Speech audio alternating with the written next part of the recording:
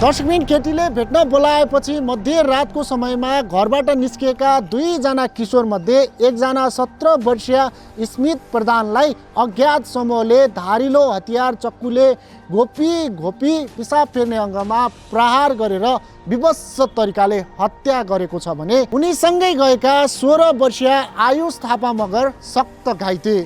कति छ कतिकै चक्कु हान्दै गोप्दै निकाल्दै छ, शरीरभरि चोटै चोट छ। अनि यता पछाडिको चोट देखेको धेरै यस्तै गोप्दै निकालेको चक्कुको थियो। पुरा यहाँ छातीमा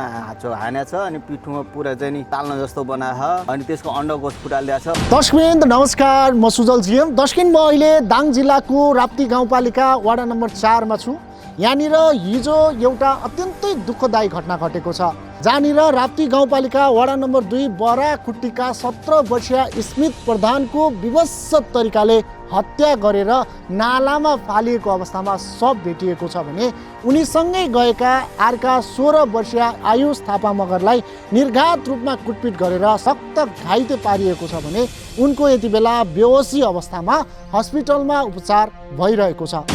यहाँनिर बलर छ, यहाँनिरबाट भिड्दै त्यहाँनिर लगेर फालेको रहेछ कि यहाँनिर यहीबाट पिटेर त्यहाँनिर लगेर फालेको। यहाँबाट पिटेर त्यहाँ फालेको देखियो नि, यहाँ धेरै रहेछ नि। यहाँनिर बलर धेरै छ, यहाँनिर सायद परानै नै हालेर त्यहाँ लगेर फाल्यो होला कि मोरो भनेर ढाकेर फालिदिएर गयो होला कि। दर्शकबिन केटीले भेट्न बोलाइसके पश्चात अज्ञात समूहबाट विभत्स तरिकाले हत्या गरिएका 17 वर्षीय स्मित प्रधान पोखरामा ब्रिटिस आर्मी भर्ती हुनका लागि तालिम गर्दै थिए। घरमा उनको केही दिनमा गर कटाउनका लागि पूजा गर्ने तयारी चल्दै थियो। तर एकाएक मध्यरातको समयमा केटीले भेट्न बोलाए पश्चात साथीसँगै घरबाट निस्किएका स्मित प्रधानको यति बेला विभत्स तरिकाले हत्या गरिएको छ भने उनीसँगै गएका अर्का 16 वर्षीय साथी आयुष थापा हस्पिटलको बेडमा जीवन र मृत्युसँग लडिरहेका छन्। केटीकै कारणबाट यस्तो घटेको घटना। त्यही केटा र केटीको चक्कर हो रे, बर्थडेमा केटीले बोलाएर आएका केटाहरू हुन्। दर्शकबिन यो घटनालाई लिएर तपाईँहरू के भन्नुहुन्छ, आफ्नो विचार कमेन्ट बक्समा राख्नुहोला भन्दै अबको क्रममा म तपाईँहरूलाई घटनास्थलतर्फ लैजान्छु। दर्शकबिन म अहिले दाङ जिल्लाको राप्ती गाउँपालिका वार्ड नम्बर 4 को मौरी घाटमा छु। यहाँनिर एउटा अत्यन्तै दुःखदायी घटना घटेको छ, जहाँनिर चाहिँ 17 वर्षीय स्मित प्रधानलाई निर्घात रूपमा कुटपिट गरेर उनको विभत्स तरिकाले हत्या गरेर सबलाई चाहिँ एउटा खोलाको नजिकै रहेको नालामा फालेको अवस्थामा सब भेटिएको भन्ने कुरा आएको छ। र यही घटनाको बारेमा बुझ्नका लागि म घटनास्थलमा आइपुगेको छु। यो तपाईँहरूले पछाडि देखिराख्नु भएको यो एरिया चाहिँ घटनास्थल एरिया हो र यहाँनिर के कुराहरू देखिन्छ, घटनास्थल कस्तो छ र घटनास्थलको वस्तुस्थिति के छ त्यो विषयमा तपाईँहरूलाई जानकारी गराउने कोसिसमा चाहिँ हामी छौँ। यो घटनास्थल चाहिँ यहाँनिर हो। यहाँनिर लिएर 17 वर्षीय स्मितको शवलाई चाहिँ यो एरियामा फालिएको थियो। यो खोज यस्तो छ, यसमा चाहिँ फालिएको थियो यो नालामा भन्ने कुराहरू आएको छ। यो एरियामा 17 वर्षीय स्मितको शव भेटिएको छ भने 16 वर्षीय आयुष्मान थापा मगर यति बेला सक्त घाइते छन् र उनको उपचार अस्पतालमा चलिरहेको छ। र यो घटनास्थल यहाँनिर यो भागमा चाहिँ उहाँको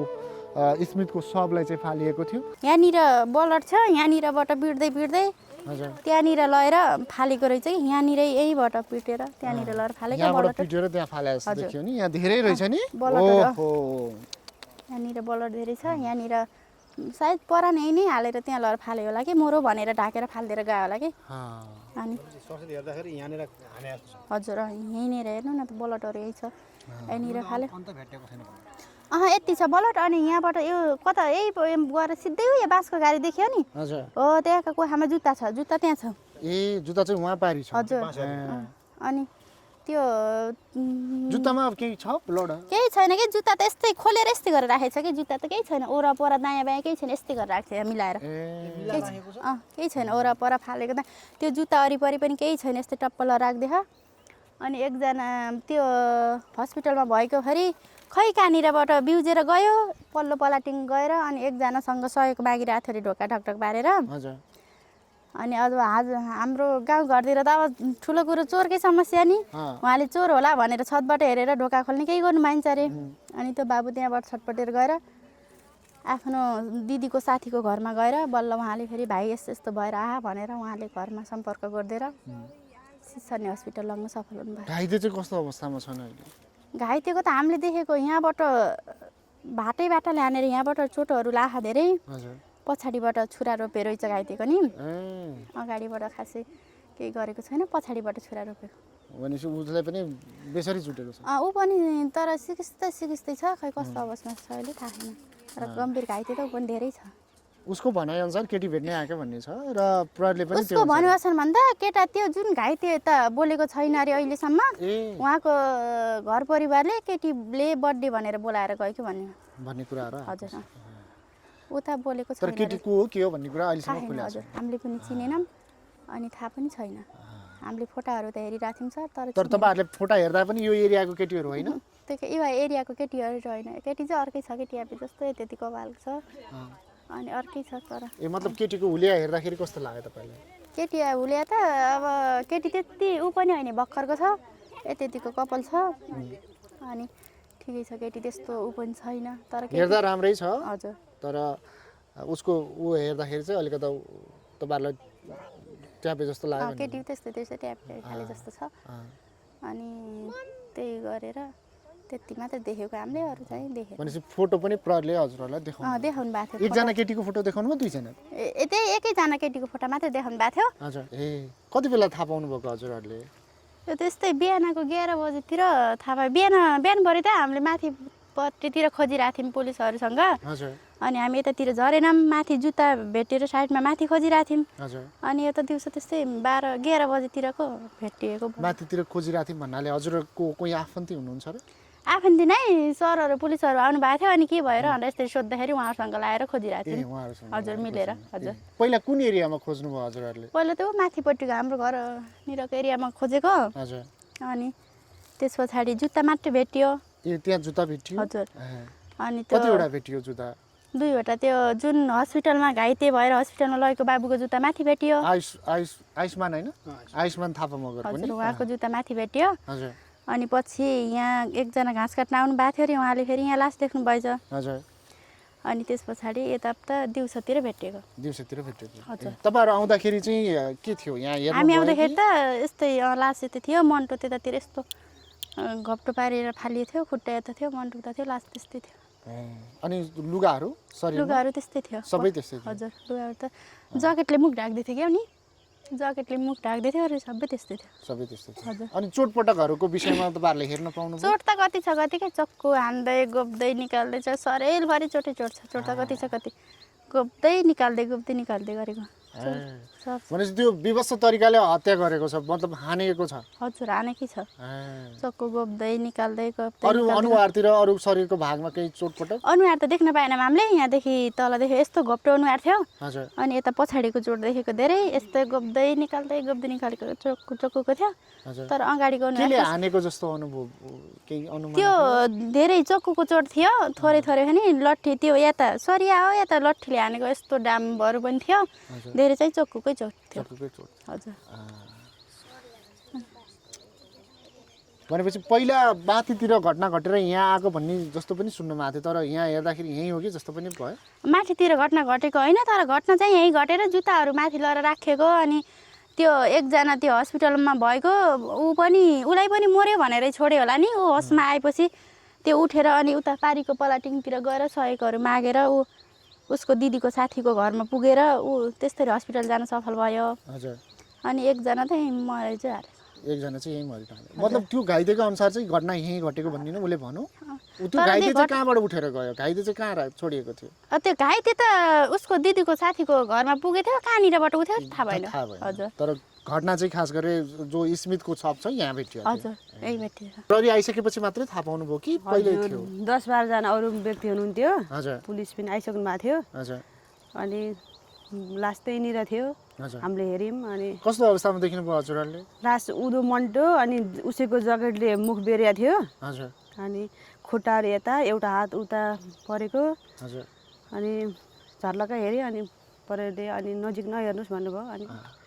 पछि धेरै भिडभाड भयो त्यतिको हेर्न सकिनँ हेर्न सक्ने अवस्था थिएन हजुर मुटुनी हाम्रो बच्चा 15-16 वर्ष जस्तो देखियो हजुर आफ्नै भाइ छोरा जस्तो लाग्यो हेर्न सकेन हजुर भर्खरकै बच्चाहरू न त भयो होइन 16-17 वर्षको भनेपछि होइन हजुर शरीरको चोटहरू चाहिँ हेर्नुभयो बोलर यहाँनिर यस्तो देखियो अनि यहाँनिर देखेपछि त्यहाँ हेर्न लायक छैन यो अब भनेर बोलर देख्दा हेर्न सकिन सर हजुर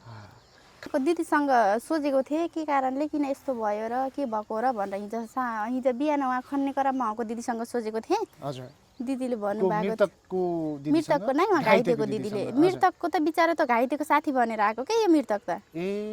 घाइतेको साथी भनेर आएको पोखरा बस्दो रहेछ पोखरा पढ्ने रहेछ 3 दिन भयो थियो घरमा आएको अरे बर्थडे भनेर त उसले साथीले लिएर आएको यो जसको हत्या भयो जो मृतक हुनुभयो स्मित प्रधान उहाँ चाहिँ पोखरा बस्नुहुन्थ्यो पोखरा बस्नुहुन्थ्यो अरे हिजो त्यहाँ मम्मीसँग सोधिरहेको पढ्ने पोखरा बस्ने गर्नु रहेछ। अनि उहाँको दिदीसँग मैले सोधेको थिएँ के कारणले यस्तो भयो कहाँ जान्छु भनेर निक्लिनु भएको थियो घरबाट किन यसरी आउनु भएको थियो र भनेको मैले बर्थडे थियो भनेर भेटाएको बर्थडे थियो भनेर बोलाएको अरे त्यो केटीले अनि बर्थडे भनेर बोलाएर आउनु भएको अरे त्यस्तरी अनि बर्थडे भनेर आएको त्यसपछि के भएछ कति बजीतिर आउनु भएको रहेछ उहाँहरू चाहिँ खास खै त उहाँ त त्यो समय चाहिँ मैले सोच्न लागेन अब कतिखेर निक्लिनु भयो बर्थडे भनेर आएर अनि यस्तो उहाँ पारीको अर्को गोपीनालाको साइडतिरबाट यस्ताबाट आइज भनेर त्यसरी बोलाएर अनि अब त्यसरी त्यहाँबाट कता लगेर यहाँ ल्याए खै त्यो थाहा भएन मलाई अनि उहाँसँग सोचेको त्यही भन्नुभएको थियो बर्थडे भनेर बोलाएको भनेर भन्नुभएको थियो भनेपछि केटीले बोलाएर आएको जस्तो देखियो तर घटना यसरी घट्यो हजुर साथीको लागि आएको साथी आइदिएको उसकै यस्तो भयो उहाँ चाहिँ उहाँको दिदीले भन्नुभएको होइन साथी आइदिएको भनेर हिजो त्यहाँ एकजना उहाँको मम्मीसँग बसेकोले सोध्नु भएको थियो किन आएको र बाबु कसरी बाबु साथी आइदिएको भनेर भन्नुभएको थियो हुन्छ अनि त्यहाँबाट यो बोलाउने केटीहरू कताको के हो भन्ने कुराहरू केही खुलेको छ खै त्यो केही खुलेको छैन थाहा पाएको पनि छैन अनि प्रहरी सरहरूले देखाउनु भएको थियो हामीलाई 2-3 वटा फोटा तर त्यो केटी यता यो एरियाको जस्तो छैन अनि त्यो यता पनि छैन हाम्रो एरियाको खै कता जस प्रहरीले फोटो पनि लिएर आउनु भएको फोटो पनि लिएर आउनु भएको थियो देखाउनु भएको थियो तर यो एरियाको जस्तो छैन तपाईहरुले चिन्नु भयो चिनेन नाम थोरै नजिक आउनुस् ल तपाई नजिक आउनुस् अब केही छ सुन्नु तब के भन्नु छ यो घटना घट्यो यसरी हैन अब यो अब हामीले के भन्ने हैन त्यस्तोरी बच्चाहरू हाम्रो बच्चा जस्तै बच्चा मारिएको छ तिनीहरूलाई फाँसीको सजाय होस् तिनीहरूलाई छोड्नु हुँदैन हाम्रो नेपालको कानुन राम्रो होस् नेपालको कानुनले गर्दा हरेक छोराहरू आमाहरूको काखु जाटे बिचारा एउटै छोरा अरे हेर्नु त आमाको अहिले रित्तो कोख भएको छ यिनीहरूलाई सजाय होस् एकतिकै नछोडो घरको एउटा मात्रै छोरा हजुर त्यतिकै एउटा मात्रै हजुर तर यिनीहरूलाई सबभन्दा केटीको कारण केटीलाई नै दिनुपर्छ फाँसीको सजाय त सबभन्दा केटीले नै हो यस्तो गरेको तर यिनीहरूलाई फाँसीको सजाय नै दिनुपर्छ आज उहाँको छोरा त्यस्तो भयो भोलि हाम्रो छोराहरू त्यस्तो हुन्छ हामी कसरी सुरिन्छौँ हामी नेपालमा कानुनै छैन तर यो गर्नुपर्छ फाँसीको सजाय दिनुपर्छ